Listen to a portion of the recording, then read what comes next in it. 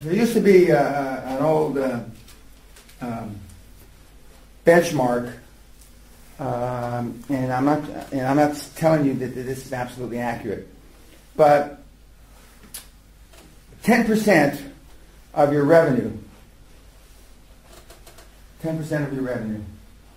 So if you're doing 2,200,000, if you're doing a million, 100,000. Now, how that's secured is a different thing. Now banks are all anal crazy about security. So it may be just secured by the general assets of the company. It may be a general obligation. Or if you got a saw or whatever, they want that to be the collateral. But remember, if you put up collateral against a line of credit, then you don't have that collateral to borrow something else. So you want to fight, scream, kick, I've been here 500 years, fuck you, I don't want to give you any collateral. Or I've been here 2 years, you want as minimum collateral as possible. Now, they'll let you off the hook a collateral sometimes if you personally guarantee. And when you're just starting out a business, if you're not willing to personally guarantee anything, you're going to say, Benjamin, what kind of commitment do you really have? What kind of skin in the game? You got this, this, and that, but you're not willing to sign. Now, most of the people that start companies have their signature's not worth anything anyway because they have anything, nothing. You only worry about personal guarantees when you've got something. And but now the banks probably want a personal guarantee. They want the collateral of all assets you got in the company. They want collateral of all the assets you got outside the company. They want everything because they want to cover it more than one way. Because many of the overdrafts, lines of credit, up until 1 or 2 years ago, that they thought they were fully collateralized.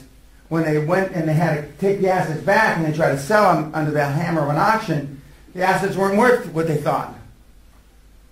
I just had a general for insurance purposes, because we do this every 3 to 4 years, everything that's in the castle, and a lot of things went up 200-300%, but some of them stayed flat, and some of them actually went down in value.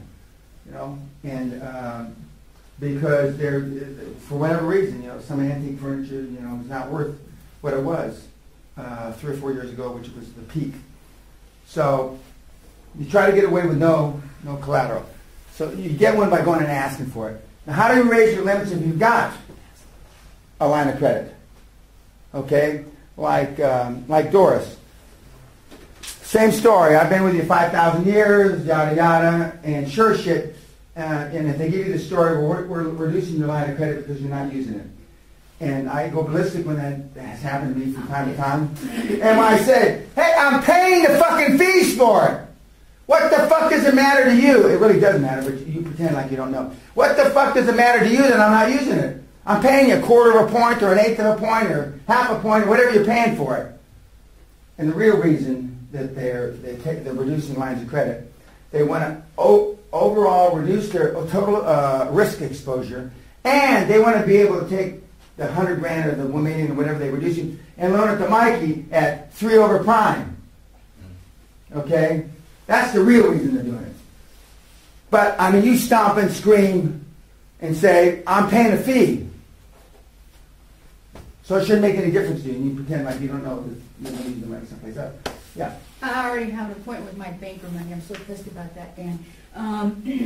But if you've got a business, and in my case, $250,000 on, is the paper what you call your receipt?